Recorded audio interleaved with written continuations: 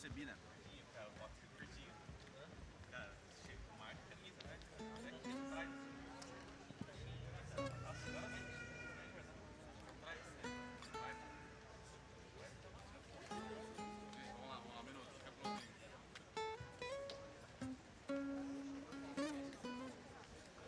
Vai fazer solo aí. Faz um solo. Ninguém vai chegar na hora, você que vai mandar ver. Esqueci de avisar que era você, vai. Vai direito. Muito vai.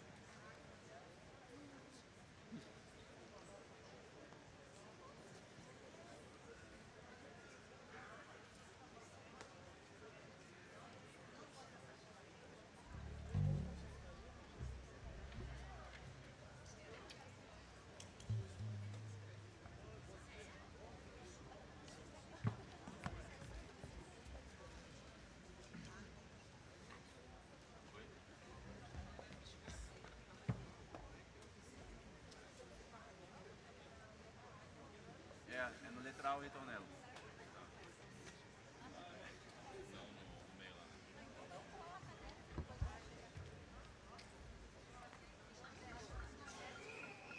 Pastor, tá bom?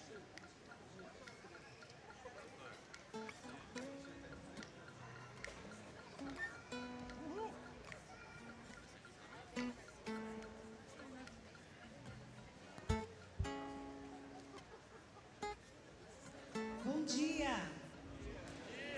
Que bom estarmos aqui juntos, não é verdade? Para adorar esse Deus maravilhoso que nos trouxe aqui nessa manhã. Nos trouxe aqui porque Ele antes nos fez um. E por isso nós nos reunimos aos domingos, na verdade nessa igreja todos os dias. Todos os dias nós temos algum culto de celebração a Deus aqui. Mas no domingo, especialmente, a igreja inteira, toda junta, em toda a sua faixa etária, em todos os seus grupos específicos, nós nos reunimos para adorar esse Deus que no meio da diversidade consegue criar unidade através do seu Espírito. Nessa manhã, aliás, nesse dia inteiro, nós vamos celebrar vidas entregues a Jesus, muitos batismos que o Senhor nos deu hoje. E nós vamos juntos adorar esse Deus que é bom. Eu vou te convidar a ficar em pé aí onde você está. E eu vou te dar aqueles segundos de entrega ao Senhor. Você vai entregar ao nosso Deus aquilo que está no seu coração. As suas alegrias, as suas tristezas. O fato é que nenhum de nós veio para cá esta manhã sem algo para entregar.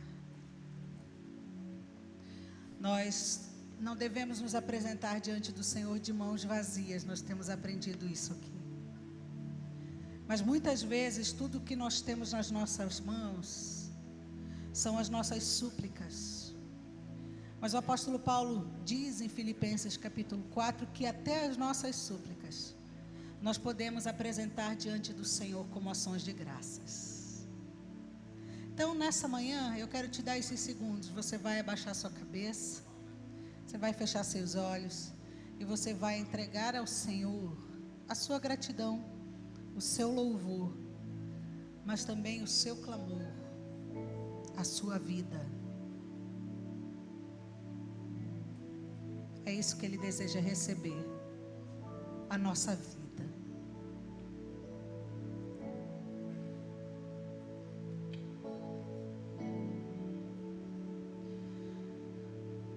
Deus santo, glorioso, bendito, honrado, exaltado é o Senhor.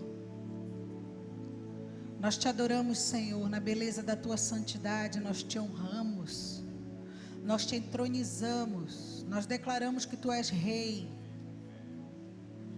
Nós declaramos, Senhor, que todo o nosso movimentar, todo o nosso cantar, todo o nosso agir, falar, silenciar, tudo isso nós entregamos ao Senhor em adoração nessa manhã.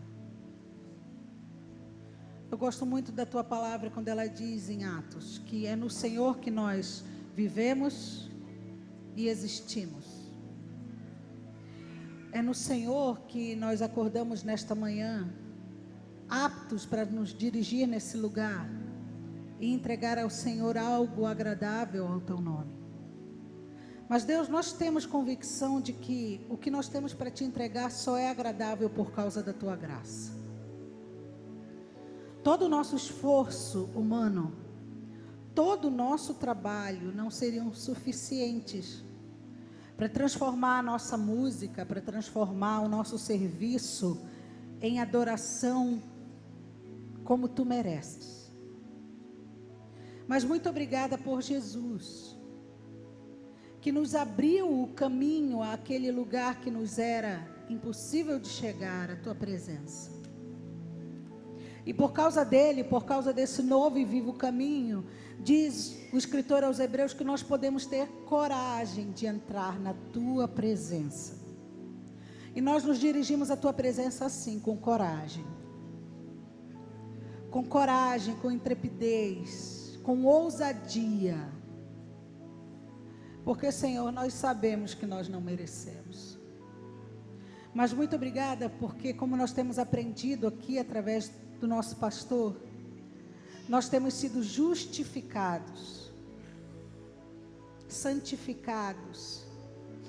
O Senhor nos torna aptos de entrar na tua presença. Obrigada, Jesus, pelo teu sangue. Obrigada. Obrigada pelo caminho que tu és. O único caminho da adoração é o Senhor Jesus. Nós entramos nesse caminho nessa manhã e celebramos contigo tudo, essa festa de adoração ao Senhor, essa festa de entrega, celebramos contigo e celebramos tudo para ti, porque de ti provém todas as coisas e para ti todas elas são também.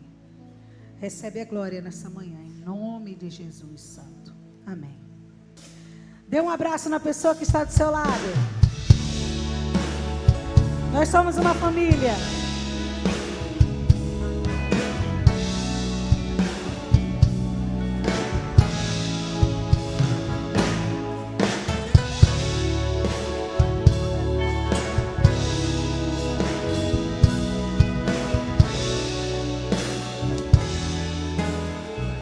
Você sabe.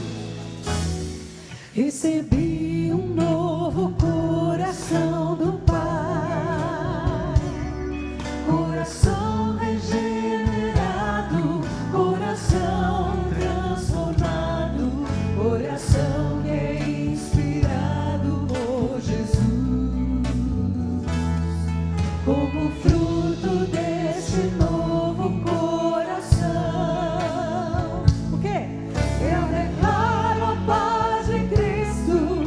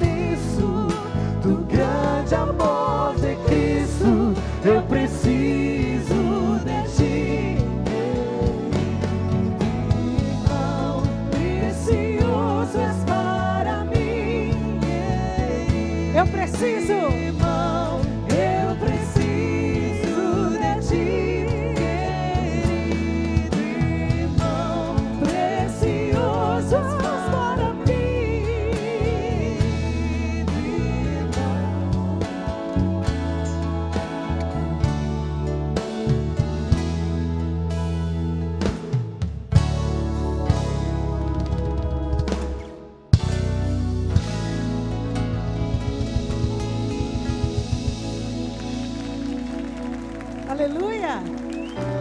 É bom demais estarmos juntos, não é verdade? E é bom estarmos juntos, unidos em torno do nome de Jesus. É nele que nós cremos. O nosso Pai eterno, de tudo é Criador, Deus poderoso.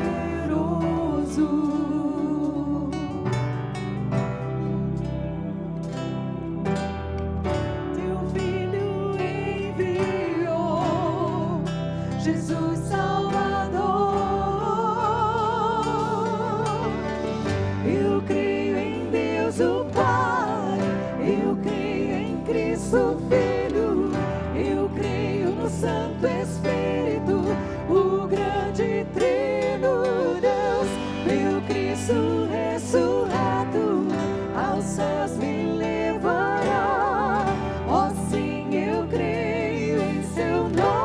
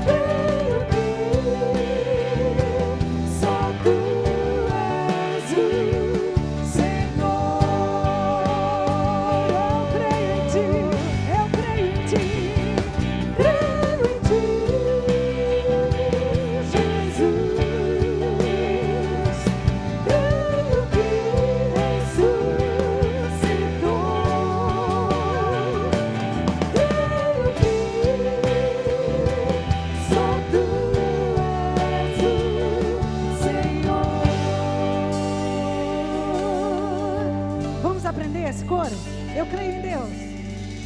Eu creio em Deus o Pai, eu creio em Cristo Filho, eu creio no Santo Espírito, o grande Trino Deus, meu Cristo ressurreto, aos céus me levará, ó sim eu creio em seu nome, Cristo.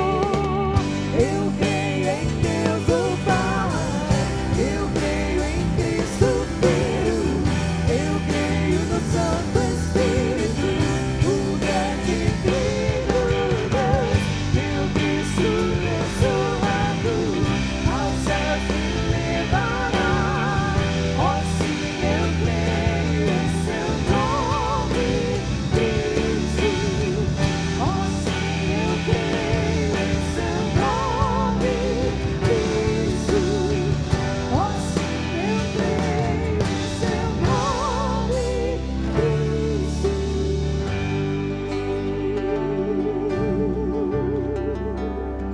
Aprenda assim, ó. Eu creio na vida eterna, eu creio no viver e na comunhão dos santos, na igreja do Senhor, na ressurreição eu creio, quando Jesus voltar, ó sim eu creio em seu nome, Cristo. Você pode sentar e nós vamos celebrar juntos agora os batismos.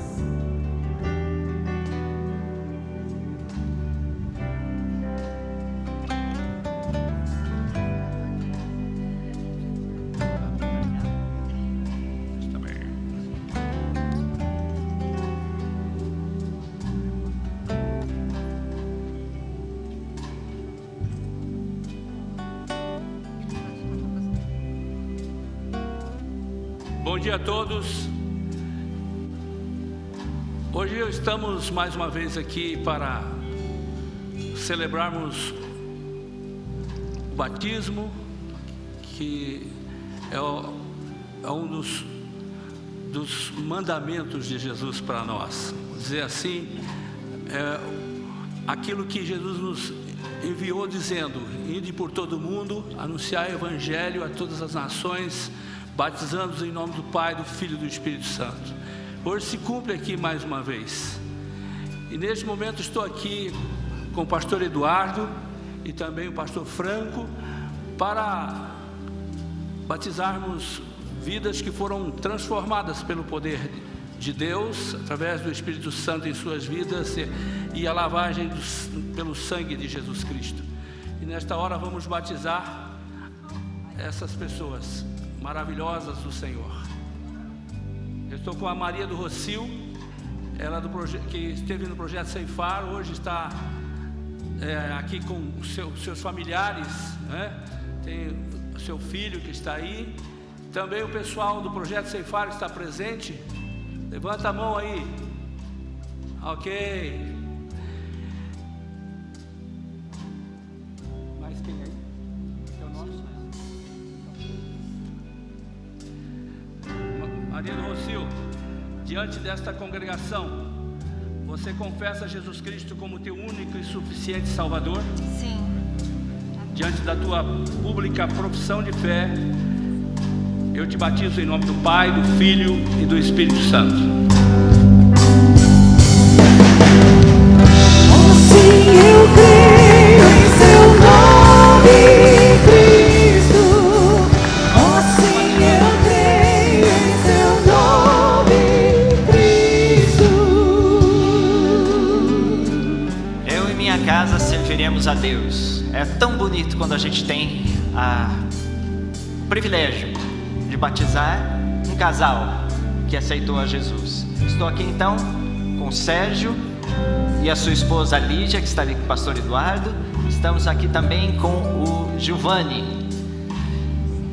Meus queridos, vocês confessam agora diante dessa congregação Jesus Cristo como Senhor e Salvador da vida de vocês? Sim. Amém. Então, mediante a sua pública profissão de fé, nós os batizamos em nome do Pai, do Filho e do Espírito Santo.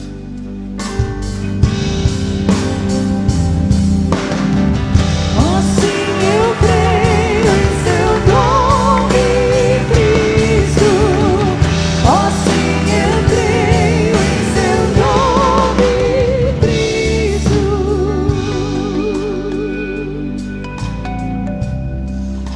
Estamos então agora aqui também com a Vitória, o Roger e o Diego.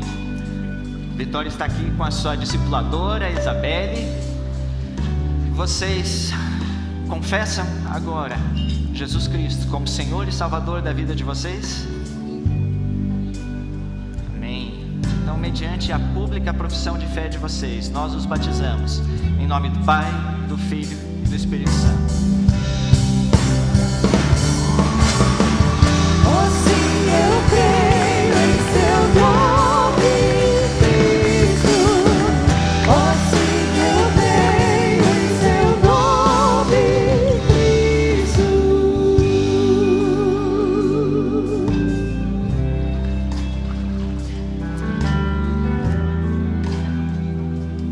Temos agora 6 pessoas aqui da congregação Unidos na Fé de Piraquara. Eu e o pastor Eduardo temos o privilégio de pastorear nosso pessoal da congregação. Famílias, amigos estão aqui para presenciar esse momento, testemunhar esse momento. Cristiane, Rafael, Silvio, João Silvio, diante dessa congregação e diante de Deus, vocês confessam Jesus Cristo como Senhor e Salvador da vida de vocês? Sim, sim, amém. Amém. Então, mediante a pública profissão de fé de vocês, nós os batizamos em nome do Pai, do Filho e do Espírito Santo. Oh, sim, eu creio em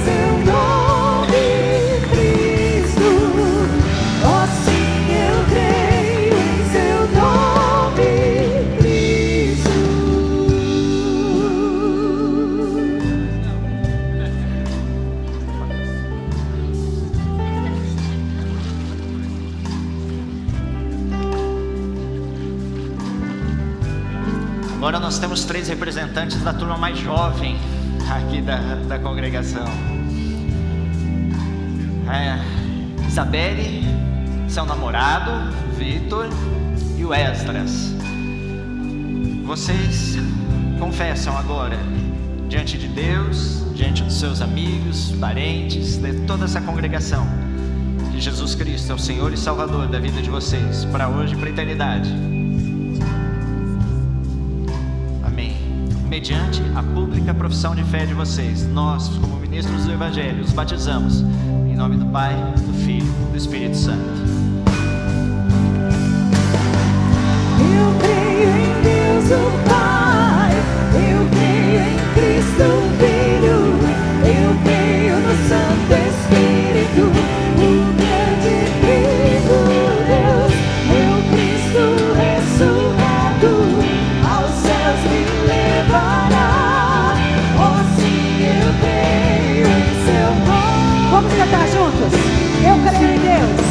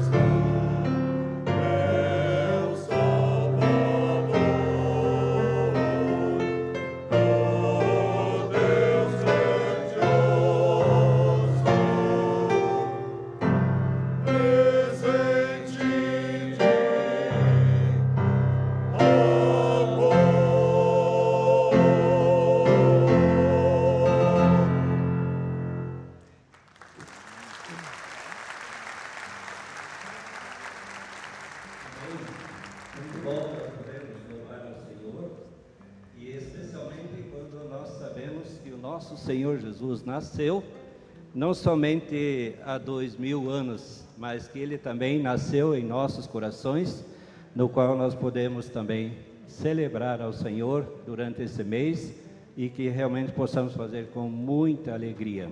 Esse momento também é um momento que nós teremos um momento de dízimos e ofertas, e eu gostaria só de compartilhar rapidamente uma experiência minha, pessoal.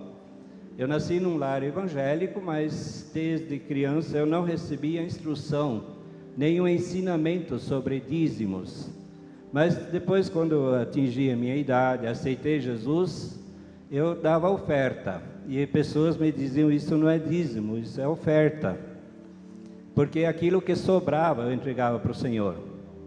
Até que um dia um pastor, sem saber que eu estava necessitando de uma orientação, ele numa classe da escola dominical, ele ministrando e falou sobre o dízimo e a maneira que ele agia para que pudesse ser abençoado. Ele disse, tudo que eu recebo, a primeira coisa eu separo 10%. Usando um exemplo prático, você ganha R$1.000, ele falou assim, eu tiro 100, e a partir daí os 900 eu vou administrar a minha casa. Eu, no primeiro momento, eu disse, Senhor, isso não é possível para mim, esses R$100 vão fazer falta. Mas quando ele explicou o que Malaquias nos ensina, conforme o versículo 10, ele diz, trazei todos os dízimos da casa do tesouro, para que haja mantimento na minha casa, e provai-me nisto, diz o Senhor dos Exércitos, se eu não vos abrir as janelas do céu, e não derramar sobre vós bênçãos sem medida. Ao ouvir isso, eu tomei um propósito, é isso que eu vou fazer uma experiência, vou fazer uma prova do Senhor. E eu posso dizer que desde então, eu nunca mais deixei de ser dizimista. Eu quero deixar esse desafio para quem tem dúvidas, talvez dificuldades de entregar o dízimo. Não é uma barganha, é uma fidelidade, é um propósito, porque Deus não barganha com ninguém. Deus realmente é fiel naquilo que Ele promete. Aí faça a experiência, daqui a um tempo você compartilhe conosco, para ver se não valeu a pena. Eu posso dizer que vale a pena servir ao Senhor com alegria, não com tristeza, mas fazendo realmente para que a obra do Senhor possa ser propagada em todos os lugares. Que Deus abençoe e que você possa ter esse desafio em sua mente. Amém?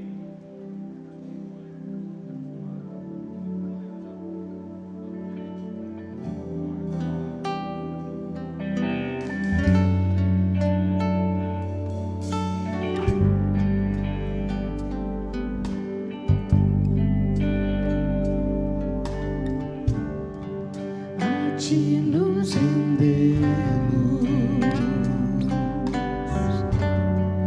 com tudo que temos,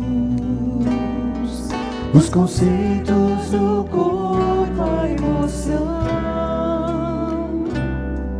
a esperança, o temor e a razão.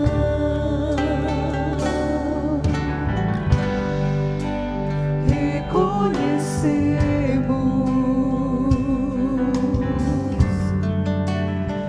somos frágeis, é pequeno nosso entender, limitada a nossa visão, mas Tu és justo, eterno e imutável, Tua promessa é firme e inquebrável. Supremo, fiel, verdadeiro, infinito, Abba, Pai, companheiro. Você pode colocar em pé, querido? Tu és o Deus que dá sentido à vida e planifica a alma falida, a fonte de água que sacia,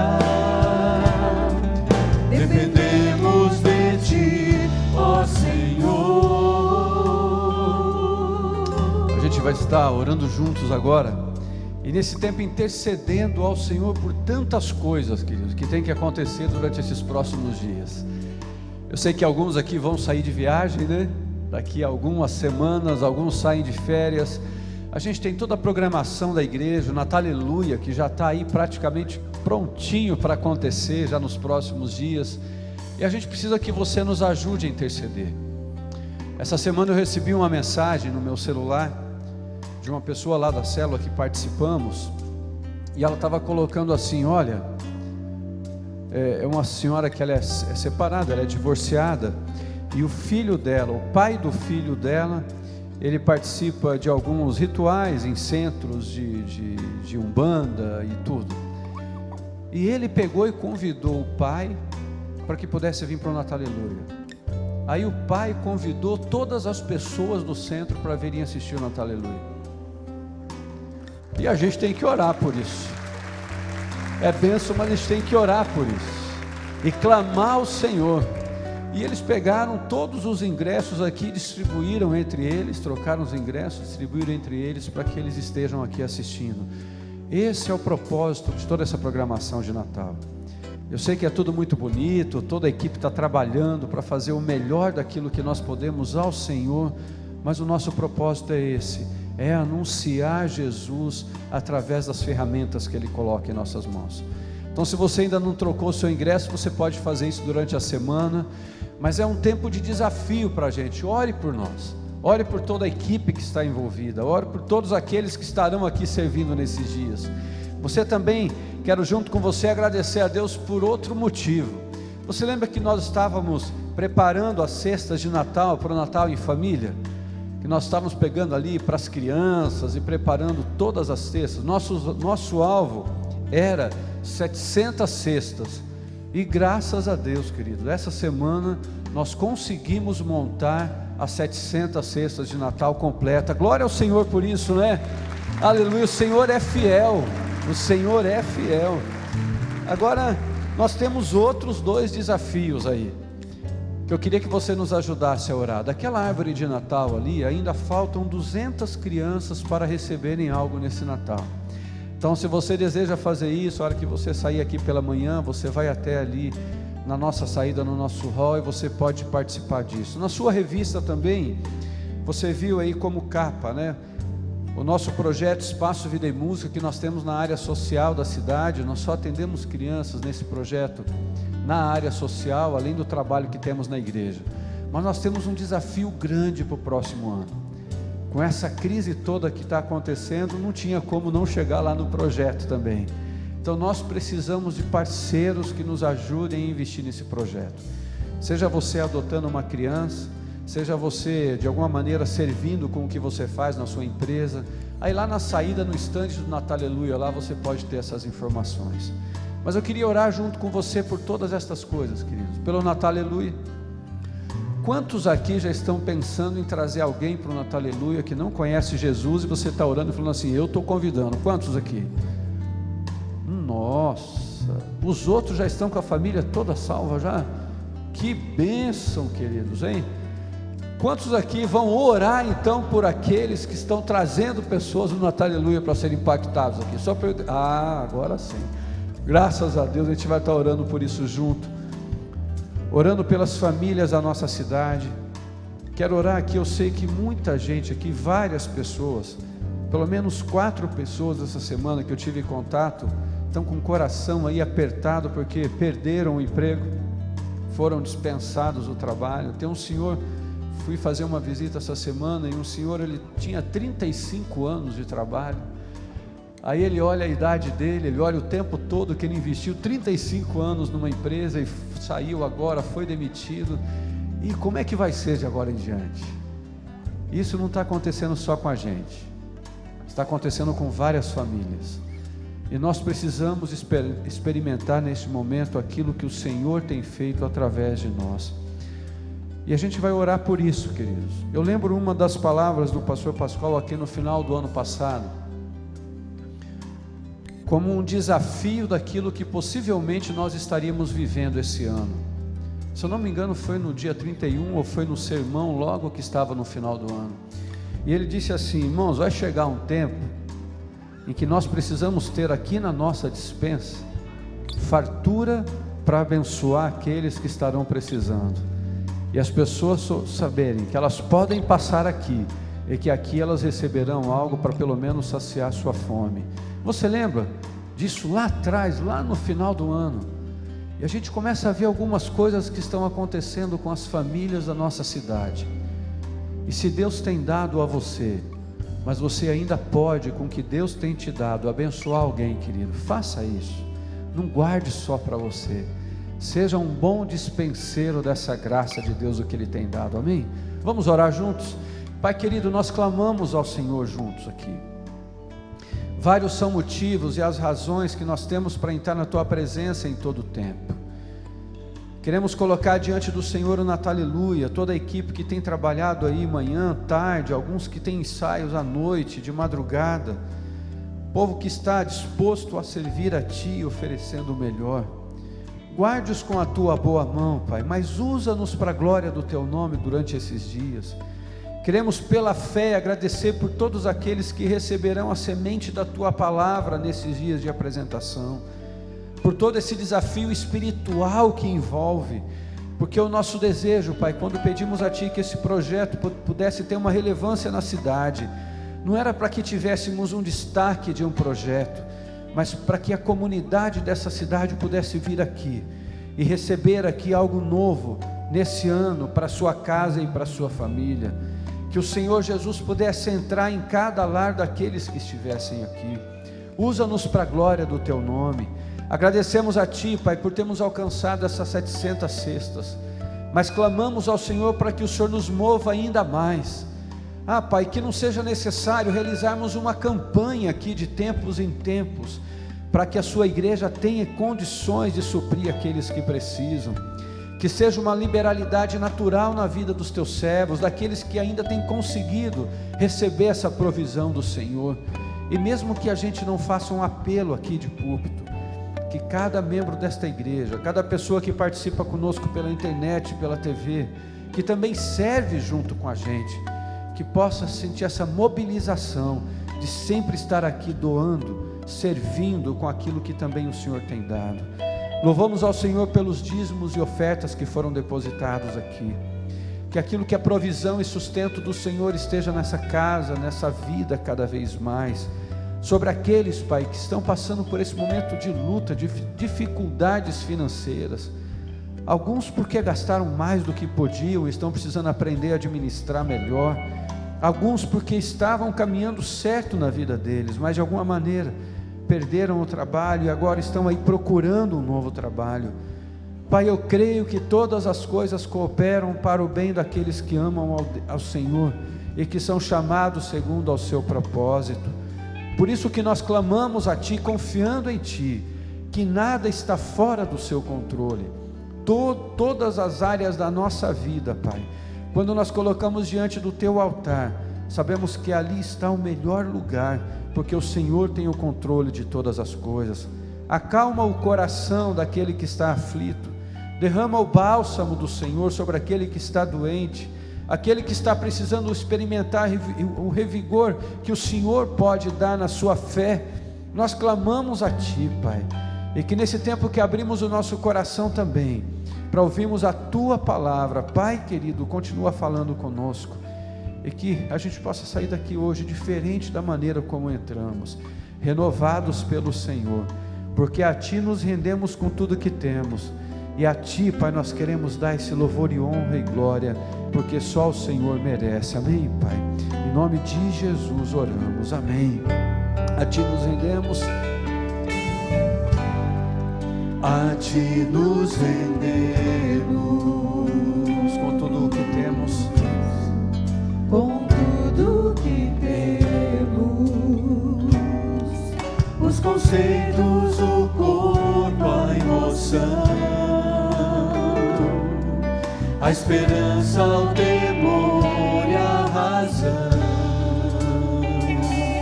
Nós reconhecemos, Senhor, que somos frágeis. Reconhecemos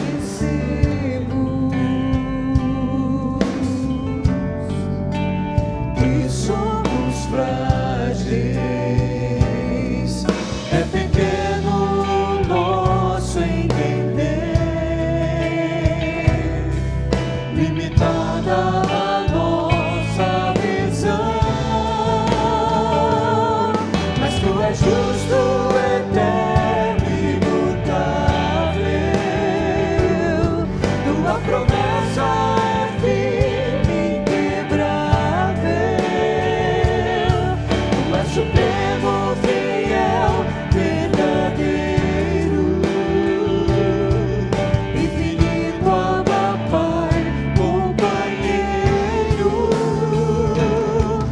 és o Deus que dá sentido à vida e purifica a alma ferida, a fonte de água que nos sacia. Dependemos de ti, ó Senhor. Dependemos de ti, ó Senhor. Dependemos de ti, ó Senhor.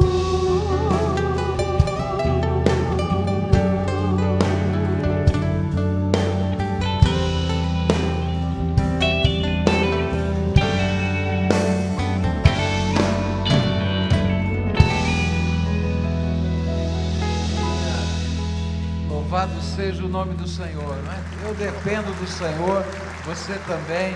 Você pode se assentar. E essa confissão é tão importante, da gente sempre se lembrar que sem o Senhor Jesus a gente nada pode.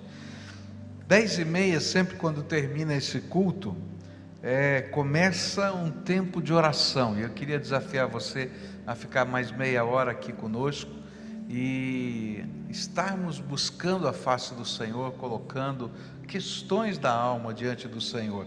E nessa manhã, de maneira especial, o grupo aqui nosso, né, de intercessão, vai estar formando, vai começar a formar o relógio de oração para o mês de janeiro. Nós vamos estar o mês todo orando, clamando ao Senhor, e você pode fazer parte disso. Tem hora certa, você vai ser responsável por uma hora, por um tempo, 10 minutos, 15, eu não sei quanto foi dividido, mas você vai poder tomar parte disso. Vem cá, deixa eu mostrar aqui alguns livros, tá? Esse livro aqui, o autor é maravilhoso, Hernandes Dias Lopes, já recomendei algumas vezes esse autor.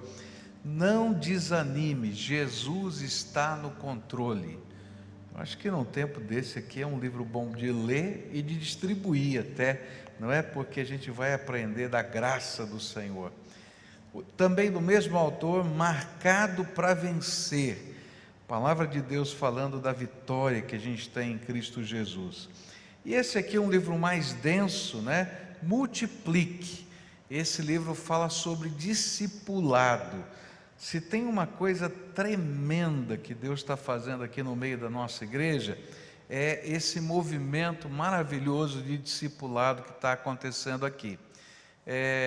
Nós hoje, entre ontem e hoje, vamos batizar mais 63 pessoas. Louvado seja Deus por isso, né? Fruto, pode aplaudir, porque louvado seja Deus, né? E fruto do trabalho dos irmãos nessa área do discipulado. E só para sua alegria, não é? Esse é o último batismo do ano, mas já temos, fazendo o discipulado, se preparando para o batismo, 453 pessoas. O ano que vem vão batizar esse povo, se Deus quiser, e é fruto desse multiplicar da graça através da vida de cada um de vocês. Se você não faz parte desse santo movimento, precisa entrar, porque depois que a gente começa, não quer parar mais, porque é uma bênção, uma grande bênção. Queria que você abrisse sua Bíblia no Evangelho de Lucas. Nós vamos fazer uma pausa sobre o Sermão da Montanha. Está se aproximando o Natal e eu quero olhar para alguns textos que nos preparam para entender o que Deus fez em Cristo Jesus quando Jesus nasceu. Lucas capítulo 1, a partir do verso 5, vai nos contar a história do nascimento de João Batista. E é interessante porque Lucas começa o Evangelho com essa história.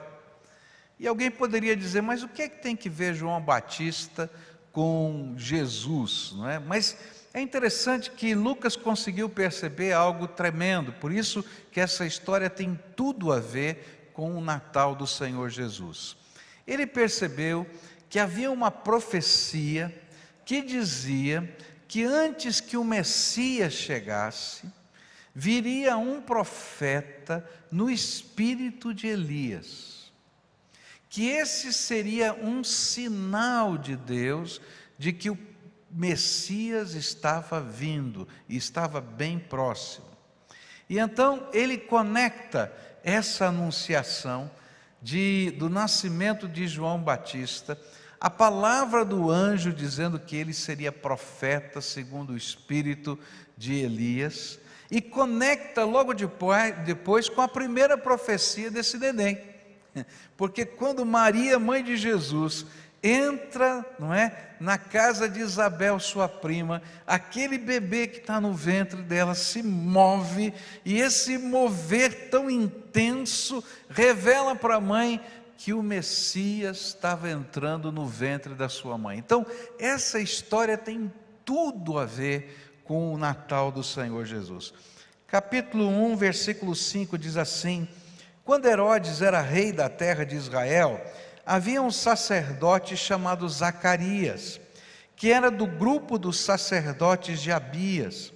A esposa dele se chamava Isabel, e também era de uma família de sacerdotes. Esse casal vivia a vida que para Deus é correta, obedecendo fielmente a todas as leis e mandamentos do Senhor. Mas não tinham filhos, porque Isabel não podia ter filhos, e porque os dois já eram muito velhos. Certo dia, no templo de Jerusalém, Zacarias estava fazendo o seu trabalho de sacerdote, pois era a sua vez de fazer aquele trabalho diário. Conforme o costume dos sacerdotes, ele havia sido escolhido por sorteio para queimar o incenso no altar, e por isso entrou no templo do Senhor. E durante o tempo em que o incenso queimava, o povo lá fora fazia orações. E então um anjo do Senhor apareceu em frente de Zacarias, de pé, do lado direito do altar. E quando Zacarias o viu, ficou com medo e não sabia o que fazer. Mas o anjo lhe disse: não tenha medo, Zacarias, pois Deus ouviu a sua oração. A sua esposa vai ter um filho, e você porá nele o nome de João. O nascimento dele vai trazer alegria e felicidade para você e para muita gente, pois para o Senhor Deus ele será um grande homem. Ele não deverá beber vinho nem cerveja, ele será cheio do Espírito Santo desde o nascimento, e levará muitos israelitas ao Senhor, o Deus de Israel. Ele será mandado por Deus como mensageiro, e será forte e poderoso como o profeta Elias. Ele fará com que pais e filhos façam as pazes, e que os desobedientes voltem a andar no caminho direito, e conseguirá preparar o povo de Israel para a vinda do Senhor. E então Zacarias perguntou ao anjo: como é que eu vou saber que isso é verdade? Estou muito velho, e minha mulher também. O anjo respondeu: eu sou Gabriel, servo de Deus, e ele me mandou falar com você para lhe dar essa boa notícia. Você não está acreditando no que eu disse? Mas isso acontecerá no tempo certo. E porque você não acreditou, você ficará mudo e não poderá falar até o dia em que o seu filho nascer. E enquanto isso, o povo estava esperando Zacarias, e todos estavam admirados com a demora dele no templo. E quando saiu, Zacarias não podia falar. E então perceberam que ele havia tido uma visão no templo, e sem poder falar, ele fazia sinais com as mãos para o povo. E quando terminaram os seus dias de serviço no templo, Zacarias voltou para casa. Pouco tempo depois, a sua esposa ficou grávida, e durante 5 meses não saiu de casa. E ela disse: agora que o Senhor me ajudou, ninguém mais vai me desprezar por eu não ter filhos. Vamos orar a Deus? Pai querido, é tão gostoso chegar nessa época do ano e ver a cidade iluminada, e ver pessoas, Senhor, celebrando algo que talvez não compreendam na sua profundidade, mas que experimentam como parte da nossa cultura e como um legado de fé de muita gente do passado. Ó Pai, nós celebramos Jesus que nasceu, Jesus que é o Salvador, Jesus que é o Messias prometido. E nesta hora, quando vamos meditar na Tua Palavra, fala conosco e que Jesus o Senhor se revele aqui entre nós. É aquilo que oramos no precioso nome de Jesus. Amém e amém. É interessante que esse contexto todo que eu expliquei agora há pouco fez com que Lucas colocasse essa história aqui. E essa história da vida de Zacarias, de Isabel, de João Batista, nos ajuda a entender algumas realidades espirituais que fazem parte da vida de gente que teme a Deus. E é interessante porque essas realidades vão nos ajudar a desmitificar algumas coisas que a gente às vezes carrega no coração como um mito e que entra em conflito com a realidade. A primeira realidade espiritual que está aqui é que há momentos na vida de um abençoado por Deus que parece que a bênção não está sobre a vida dele. Então eu coloquei aqui a primeira realidade, um abençoado sem bênção. Como é que funciona esse negócio, né? Como é que pode ser alguém abençoado por Deus que em determinados momentos parece que ele não é abençoado? É interessante que os versículos 6 e 7 vai dizer o caráter desse casal. Esse casal vivia a vida que para Deus é correta, obedecendo fielmente a todas as leis e mandamentos do Senhor, mas não tinham filhos, porque Isabel não podia ter filhos e porque os dois já eram muito velhos. Essa primeira realidade nos faz pensar e entender que mesmo os abençoados por Deus, mesmo aqueles que vivem na dependência do Senhor, podem enfrentar lutas pessoais, podem enfrentar momentos difíceis, podem experimentar situações na sua vida que quem sabe quem está do lado de fora vai dizer: isso aqui é uma maldição. Mas não é maldição, porque Deus está no controle de todas as coisas. E exatamente isso que Lucas tenta destacar. Naquele tempo, não ter filhos era um grande infortúnio. Naturalmente, um casal que não tem filhos sofre, ele deseja ter filhos, é natural para a gente. Mas naquele tempo, não ter filhos, e ainda numa idade avançada, quando a gente já perdeu a esperança de conceber, era um grande sofrimento, porque na cultura daquele tempo, não ter filhos representava um desfavor divino, uma vergonha perante as pessoas, quase um sinal de destituição de bênção, e bênção prometida lá no livro de Gênesis. Gênesis capítulo 1, verso 28 diz assim: e os abençoou dizendo: tenham muitos e muitos filhos, e espalhem-se por toda a terra, e a dominem. Então, se aquela era uma bênção universal, então não ter filhos era quase que uma maldição no conceito daquele tempo. Mas no caso destes servos de Deus, o não ter filhos até aquele momento era uma bênção. Você vai dizer: mas como, pastor? Vai ser uma bênção? Alguma coisa que vai em contradição à nossa natureza. É que Deus estava marcando um novo tempo da história. E Deus queria que a gente pudesse entender que algo tão tremendo quanto aquilo que Ele havia feito com Abraão e Sara estava acontecendo na vida de Zacarias e Isabel. Você lembra da história de Abraão e Sara? Abraão não era um abençoado por Deus? Não é? O pai da fé. Quantos anos ele ficou esperando a promessa de Deus que ele teria um filho? Você lembra?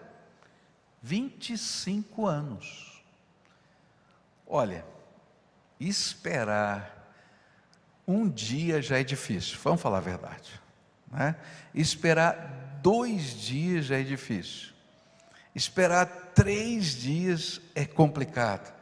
Esperar 1 ano, 25, não é? Ontem a gente estava conversando, eu e a Cleusa, e a gente estava ouvindo, lembrando, não é, de Marta e Maria, que esperaram 4 dias para ver Lázaro ressuscitado. E ela disse, puxa vida, 4 dias, né? É uma coisa complicada, né? Aí ela virou para mim e disse assim, quanto tempo a gente está esperando a cura? Eu falei, não sei, né? Mas mais ou menos uns 1000 dias. Está muito difícil esse negócio. Agora você imagina 25 anos.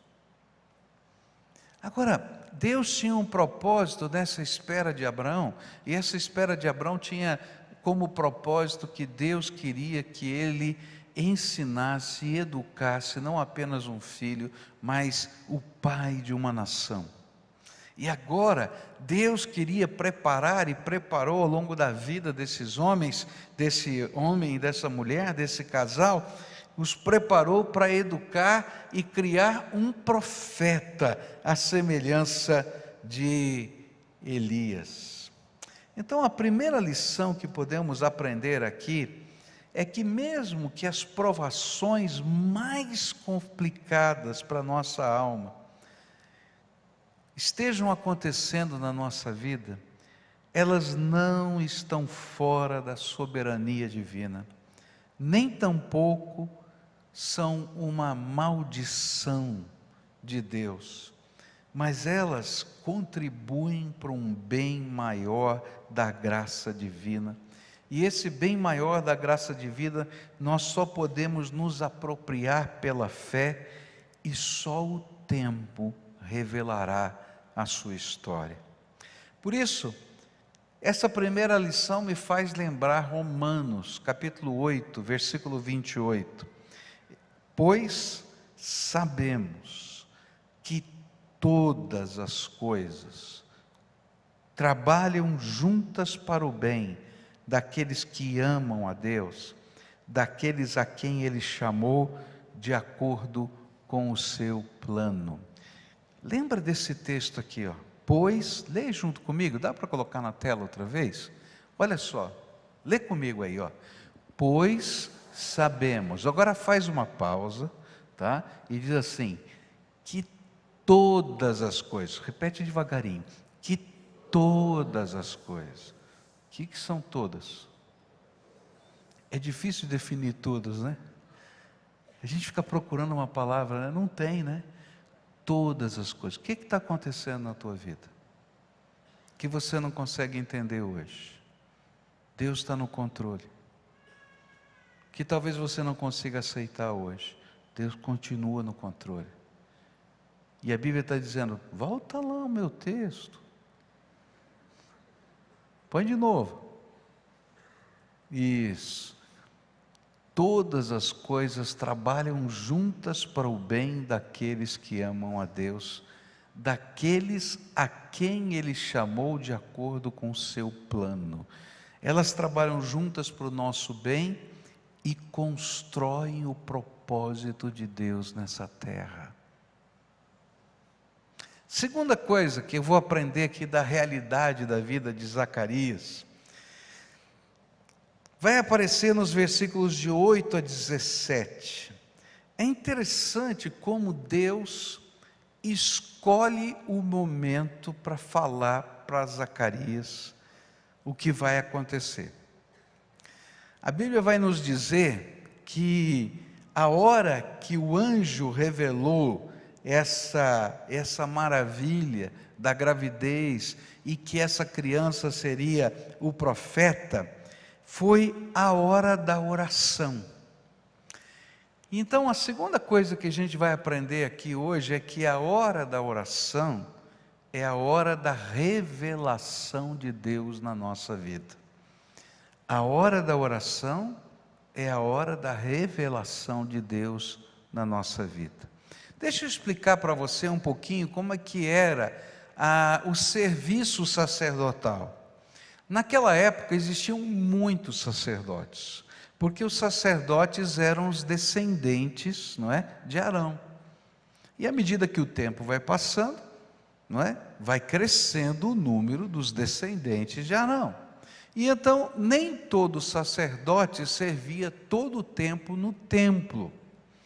Então, havia uma certa escala, não é?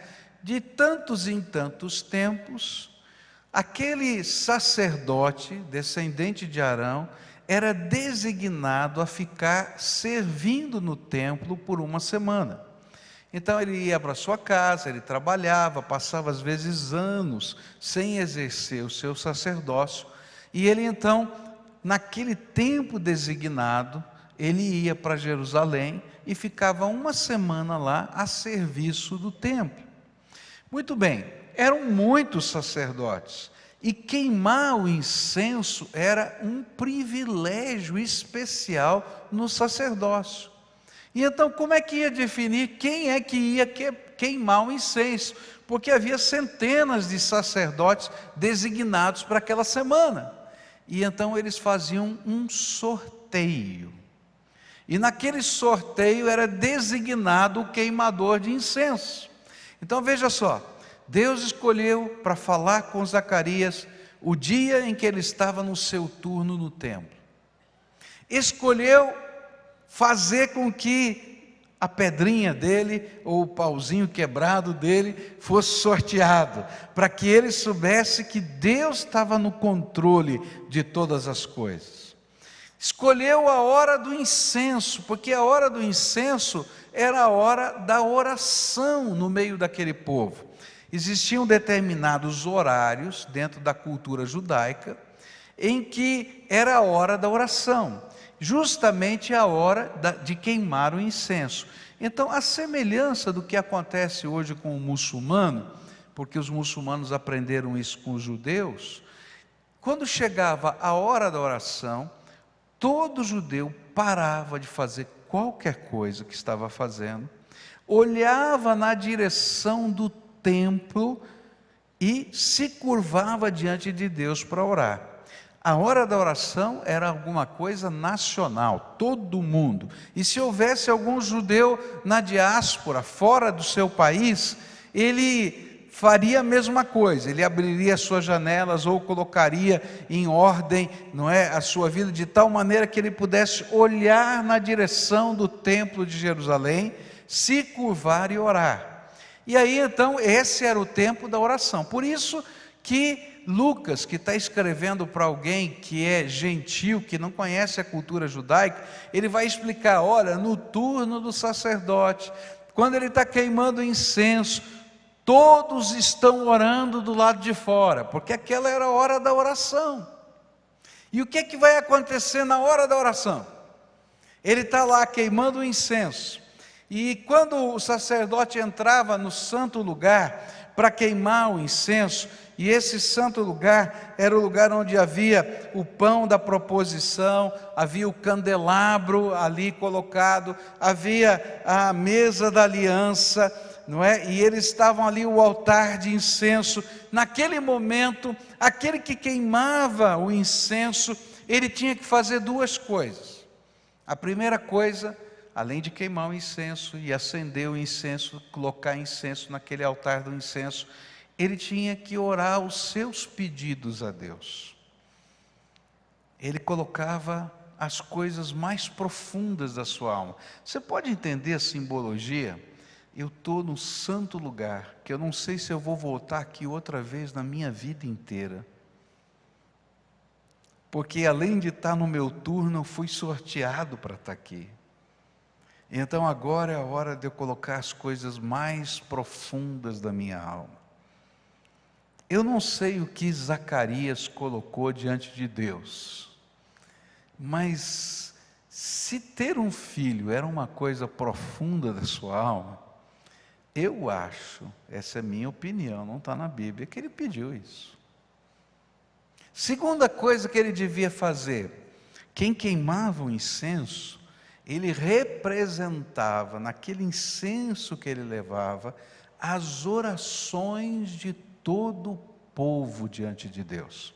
Era um símbolo, não é que a oração estava no incenso, era um símbolo. Era um símbolo tão forte, tão conhecido, que no livro do Apocalipse, a Bíblia diz que os anjos trazem o incenso das orações de toda a terra na presença do Senhor no seu trono. E é por causa daquilo que Jesus fez que eu posso entrar na sala do trono com as minhas orações. E é nesse contexto, quando ele está lá orando, quando ele está lá falando com Deus, que de repente do lado direito do altar do incenso, ele está aqui queimando, e de repente ele está sozinho, que esse santo lugar ele entrava sozinho, aparece um ser celestial do lado direito. Bom, eu acho que ver um ser celestial daria um susto danado para qualquer um. Imagina que se aparece um anjo do teu lado agora. E se você estiver de noite no teu quarto e aparecer o anjo? Qualquer um levaria um susto. Eu acho que eu levaria um susto. Tá? Por quê? Porque é sobrenatural, e todo sobrenatural nos intimida.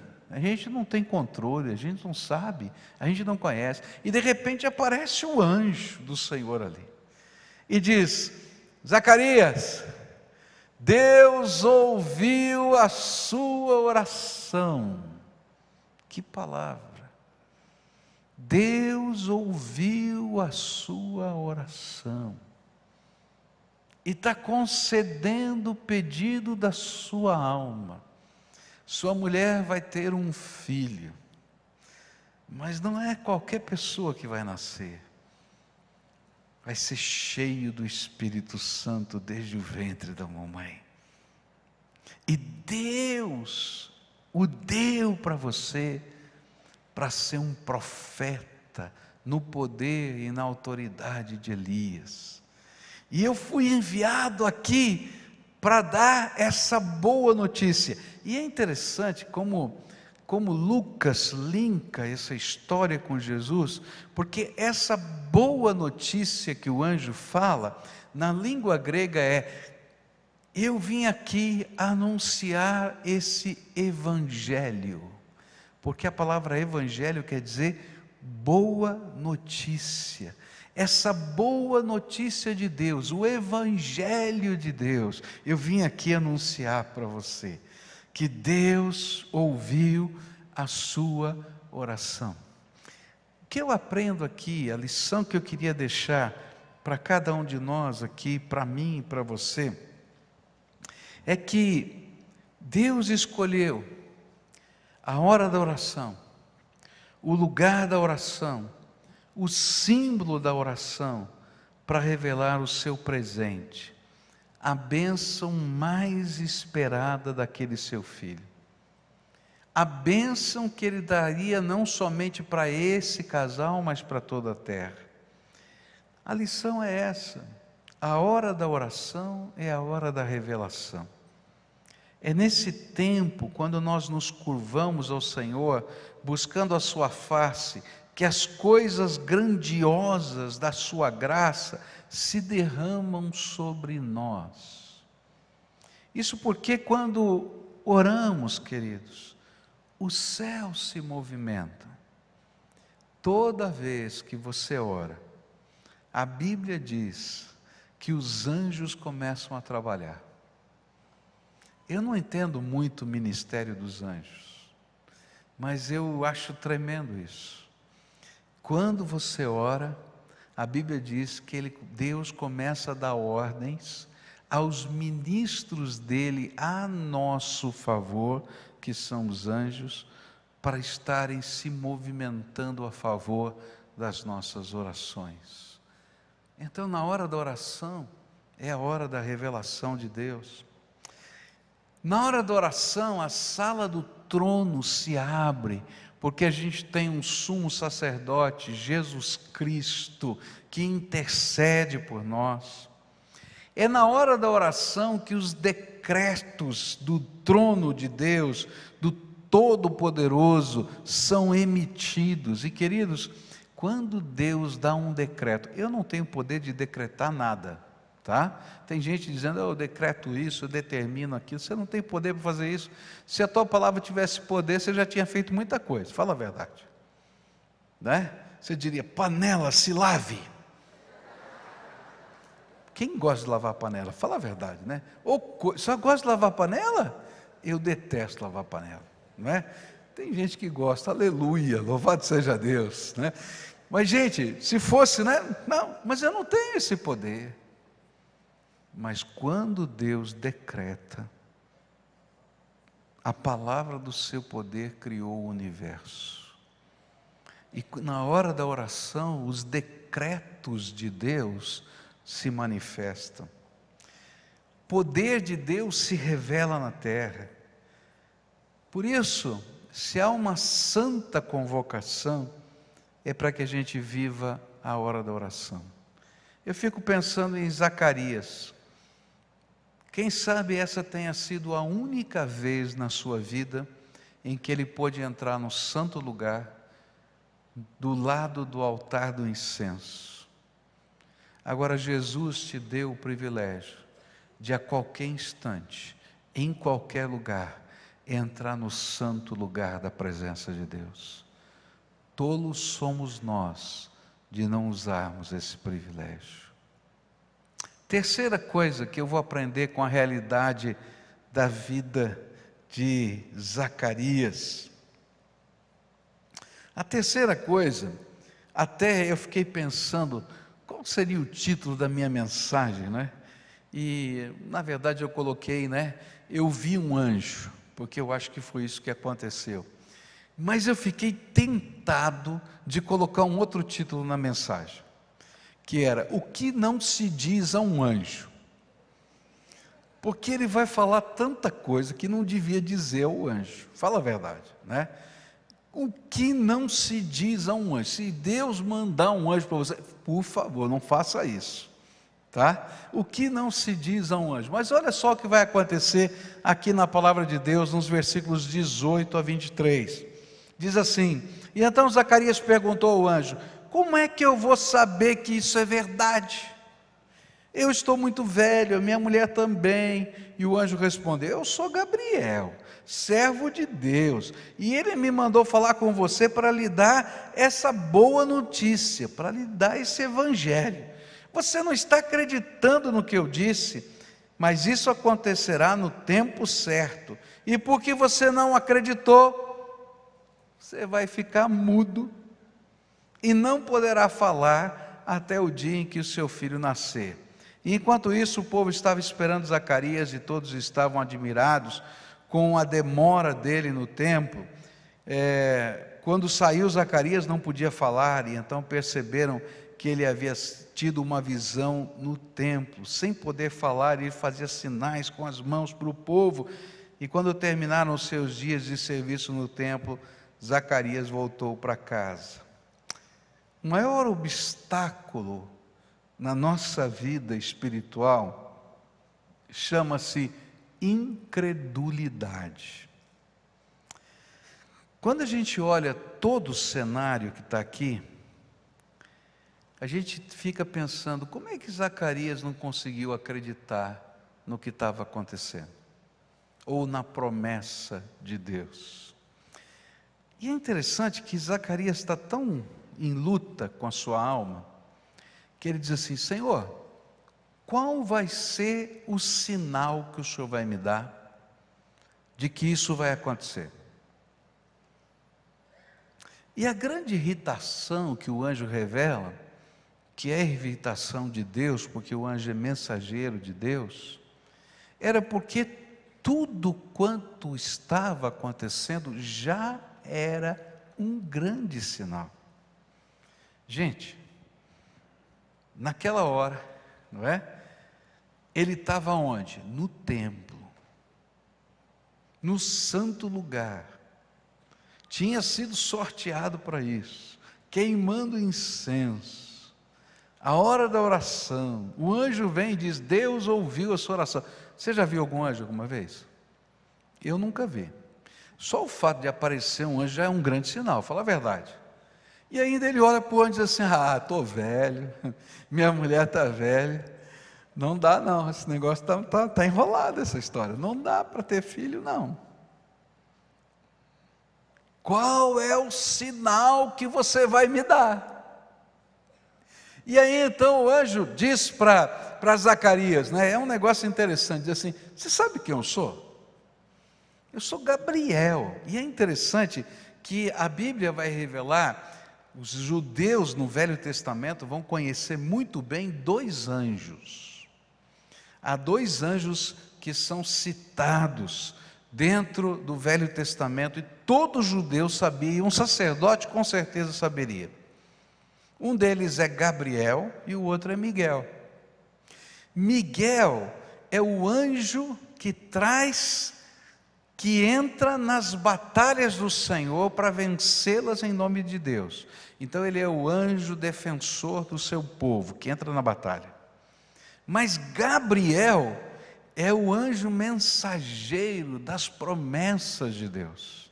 Diz assim: você não está entendendo, não? Eu sou Gabriel, Deus me mandou para trazer a boa notícia. Nesse lugar, nessa hora, eu sou o sinal. Você não entendeu ainda? Eu sou o sinal. E aí então, o anjo diz assim: ó, se você quer um sinal, eu vou te dar um sinal. Você quer? Então eu vou te dar um sinal. Você vai ficar mudo até o momento em que essa criança nascer. Acabou, não saiu mais nada, ficou mudo. Eu fiquei pensando, por que Zacarias precisava de mais um sinal? Se tudo já era um grande sinal. Porque eu e você, às vezes, temos medo da loucura da fé. Às vezes Deus nos faz promessas, e a gente vai olhando a realidade, e a realidade está tão distante da promessa, que a gente tem medo de ficar louco. Vamos falar a verdade. Ou de ser um inconsequente. E a gente diz assim: não, deixa eu botar um pouquinho meu pé no chão, porque eu estou muito nas nuvens, e eu sou só de carne e osso.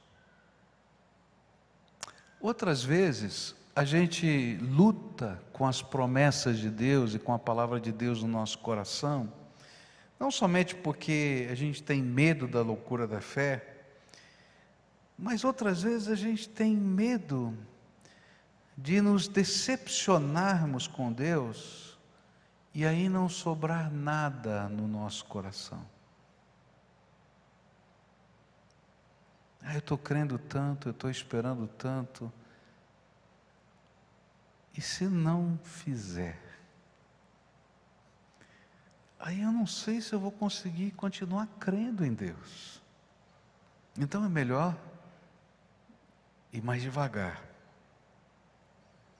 Às vezes, os nossos compromissos com pessoas falam mais alto do que o que nós estamos experimentando com Deus. E esse foi o problema daqueles que estavam nas sinagogas, reconheceram que Jesus era o Messias, mas não queriam perder a sua posição, nem a imagem que tinham diante dos seus companheiros de sinagoga, por isso não declararam a sua fé em Jesus.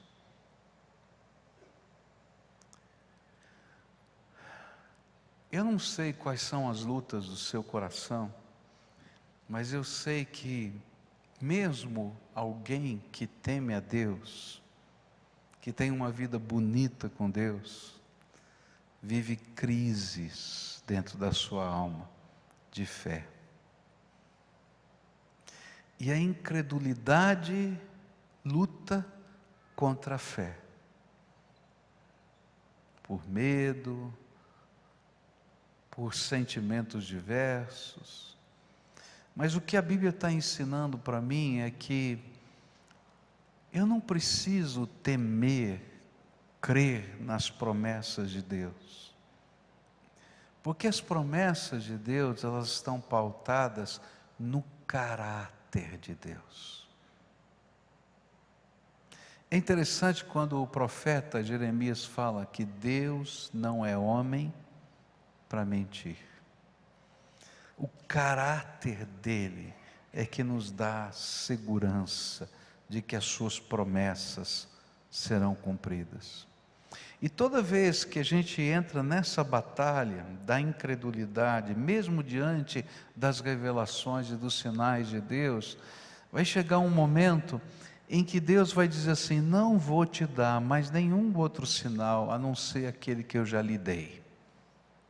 E isso foi dito quando os escribas e fariseus, não é, pediram a Jesus mais um sinal. Ele tinha acabado de realizar uma cura, era um grande milagre. Eles disseram: que sinal o Senhor vai nos dar? Ele diz assim: não vou dar mais nenhum outro sinal a não ser o sinal de Jonas, ou seja, a ressurreição do Senhor Jesus. Há momentos na nossa vida em que Ele vai dizer: fica mudo, porque não tem outra maneira de você entender que eu sou Deus. O seu coração está duro, e eu vou precisar amolecer o seu coração. Ao mesmo tempo que Deus lhe deu um sinal, e eu acho isso tremendo, porque Deus não precisaria dar sinal nenhum, mas naquela hora Deus deu mais um sinal. Esse sinal que era bênção também se tornou repreensão. E a lição que fica para a minha vida é: eu confio em Deus por causa do caráter dele. Eu confio em Deus por causa das marcas que Ele já deixou na minha vida. Eu confio em Deus porque, apesar de todas as lutas do meu coração, Ele é o meu Deus. Uma das coisas gostosas na minha vida é escrever as orações e escrever a resposta de Deus e anotá-las. Porque quando o meu coração entra nesse turbilhão, que às vezes acontece comigo e com você, eu posso voltar lá e lembrar de promessas que Ele já cumpriu e de promessas que Ele vai cumprir, porque Ele não é homem para mentir. E aí, a gente vai descobrir que essa repreensão foi uma bênção.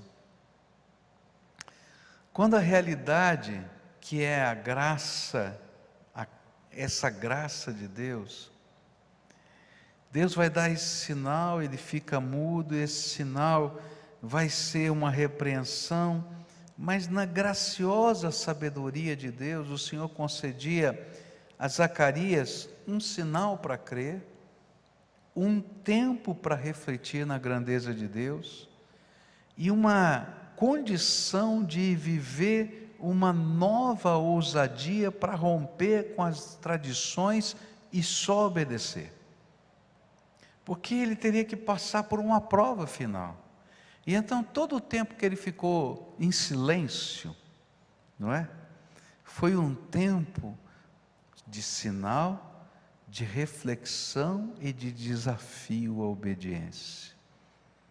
Há momentos na nossa vida em que o silêncio de Deus, e às vezes o nosso silêncio na presença de Deus, fazem a gente refletir, e a gente tomar decisões concretas. E havia um último desafio, no qual ele precisava ser aprovado por Deus. O anjo tinha dito para Zacarias que ele tinha que dar o nome para essa criança de João. E olha que coisa interessante, o nome João quer dizer Deus é misericordioso. Para pensar, ele está mudo, não é? E Deus diz assim: Deus é misericordioso. Lembra que esse é o nome da criança. Deus é misericordioso. E o nome Zacarias quer dizer Deus se lembra. Então, se a gente juntar Zacarias e João, vai dizer assim: Deus se lembra que Ele é misericordioso. Senhor, obrigado que o Senhor se lembra que é misericórdia, porque eu estou mudo aqui. E aí então acontece o nascimento da criança. E qual foi a promessa do anjo? Que ele ia ficar mudo até quando? Nascer a criança. E eu fico imaginando João feliz com a criança no colo, mas ele estava ansioso, ele estava querendo o quê? Falar. E a Bíblia diz que ele não falou no dia do nascimento. Ele ficou esperando o próximo dia. E ele não falou de novo. E mais outro dia. E ele não falou. Esperar é ruim, fala a verdade, né? Chegou o 8º dia. O 8º dia era o dia em que ele tinha que voltar no templo. Olha só que coisa tremenda. Como Deus prepara o cenário. E ele volta no templo porque era o dia da dedicação do filho a Deus. E nesse dia ele tinha que levar uma oferta, porque nessa oferta, ele que era, João que era o seu primogênito, a Bíblia diz que todo primogênito, quer de animais, quer dos primeiros frutos, tudo pertence ao Senhor, o primeiro é do Senhor. Esse é o ensino. E ele tinha que levar uma oferta de remissão. Então aquele filho, ele era agradecido a Deus com uma oferta de remissão. E ele tinha que circuncidar a criança. E era naquele momento que se colocava o nome da criança. E naquele tempo havia um costume. Os nomes eram escolhidos dentro da árvore genealógica da família. Essa era uma tradição, era uma regra, tá? É como se você estivesse colocando o sobrenome. Na nossa cultura seria isso, não é? Que sobrenome você vai colocar no seu filho? Ora, da minha família, tá? Esse era o costume. E aí então, ele está mudo, né? E perguntam, qual é o nome da criança? E aí Isabel diz, João, porque ele tinha escrito na tabuinha para ela, o anjo me disse que era João. E aí os que estão lá para oficiar a cerimônia dizem, não, João não pode. Não, João não pode, esse aqui não é o nome de família, não pode, não, está errado. Isabel deve estar fazendo alguma confusão. Vão perguntar para o pai, que nome é esse? Aí o pai escreve na tabuinha, seu nome é João. E quando ele escreve na tabuinha, seu nome é João, sua boca se abre. Aqui tem outro sinal de Deus, o sinal de aprovação. Naquele momento, depois daquele tempo de reflexão, daquele tempo em que ele está na presença de Deus, olhando para a sua história, e que ele toma uma decisão, agora eu mesmo que as pessoas briguem comigo lá no cartório, eu vou cumprir a ordem do Senhor na minha vida, porque Ele é o Senhor da minha vida.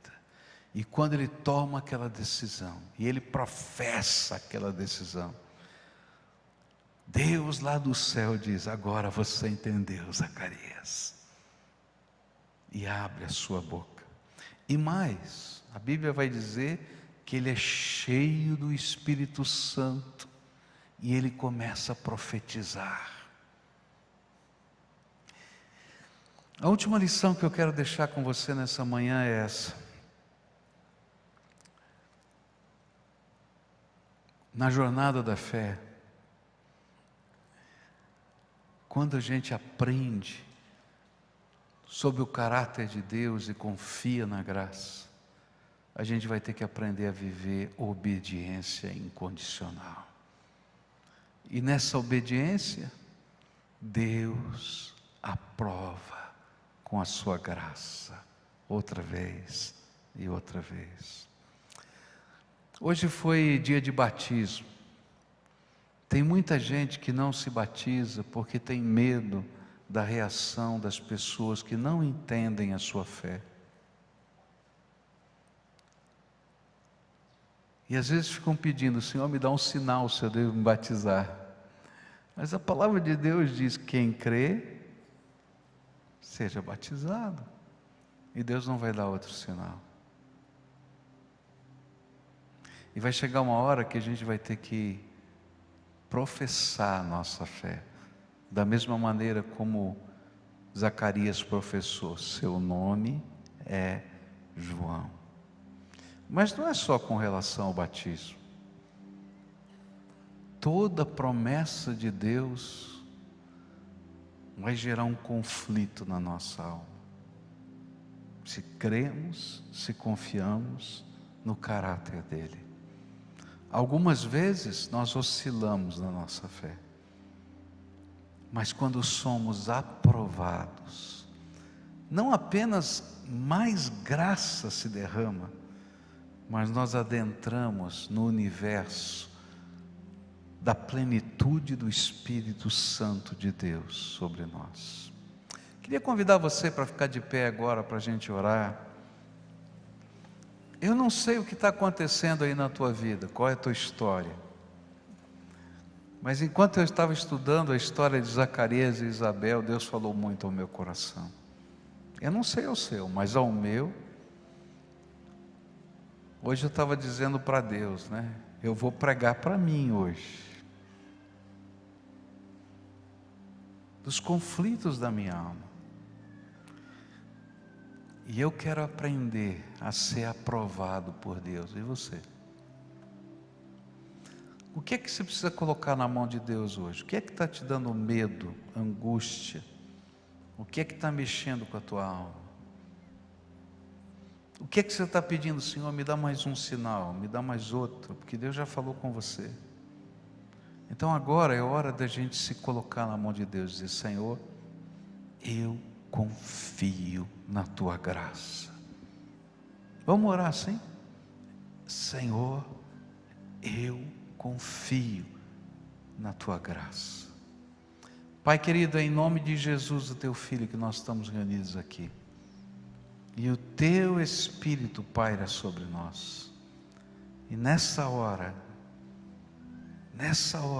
ajuda-nos com o teu Espírito, de tal maneira que possamos pela fé dizer: Jesus, eu confio na tua graça.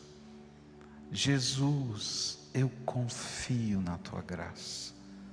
E nesta hora, Pai, também, pela fé, nos comprometer a te obedecer incondicionalmente, porque o Senhor é o autor da graça. Ó Pai, nós estamos chegando no final desse culto, o povo vai para casa daqui a pouco, e eu quero te pedir: Senhor, derrama a tua graça, guia pela tua graça, dirige pela tua graça, consola pela tua graça, e faz milagres pela tua graça. É aquilo que eu oro em nome de Jesus. Amém e amém. Dá a mão para quem está perto de você e adora a Deus junto conosco aqui nessa última canção. Fecha aí o corredor, povo de Deus, todo mundo junto. Pela fé, eu confio na graça de Deus, eu confio nas promessas do Senhor. Nosso Pai eterno, de tudo é Criador, Deus poderoso, pelo seu Santo Espírito, seu Filho enviou, Jesus Salvador. Eu creio em Deus o Pai, eu creio em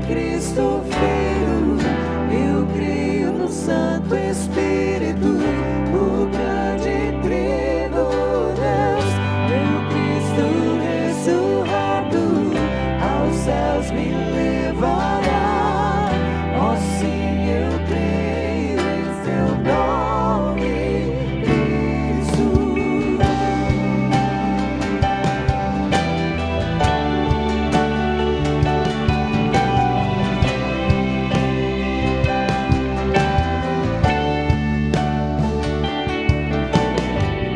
Juiz e defensor, sofreu na cruz por mim, fui perdoado. Venceu as densas trevas, mas hoje em glória está nos altos céus. Eu creio em Deus o Pai, eu creio em Cristo Filho, eu creio no Santo Espírito, o grande Trino Deus, meu Cristo ressurreto, aos céus me levará. Oh, sim, eu creio em seu nome,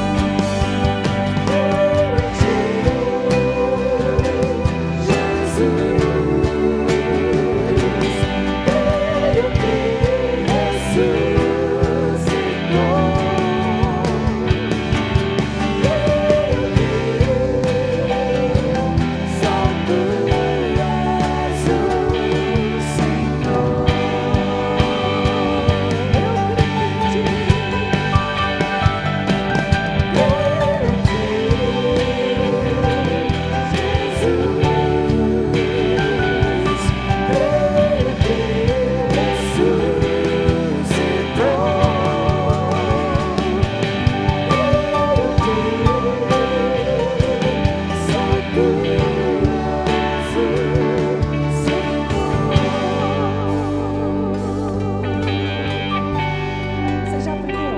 Cante. Eu creio em Deus o Pai, eu creio em Cristo Filho, eu creio no Santo Espírito, o grande Trino Deus, meu Cristo ressurreto, aos céus me levará. Oh, sim, eu creio em seu nome, Cristo. Eu creio em Deus o Pai, eu creio em Cristo Filho, eu creio no Santo Espírito, o grande Trino Deus, meu Cristo ressurreto, aos céus me levará. Oh, sim, eu creio em seu nome, oh, sim, eu creio em seu nome, Cristo. Oh, sim, eu creio em seu nome, Cristo.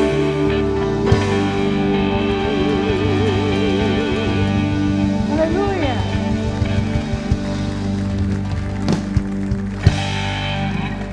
Que Deus te abençoe e não saia daqui sem dar um abraço em alguém. E nós nos encontramos novamente hoje à noite, às 19 horas. Que Deus abençoe.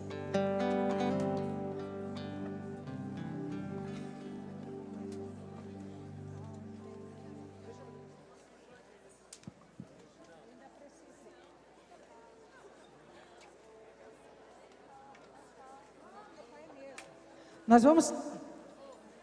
Irmãos, nós estamos ainda com uns minutos para ser bem aproveitado. Ouvimos hoje a mensagem sobre a oração. E na hora da oração há uma revelação do Senhor. Então nós vamos ficar aí uns minutos aqui orando por motivos. Vamos orar pelo nosso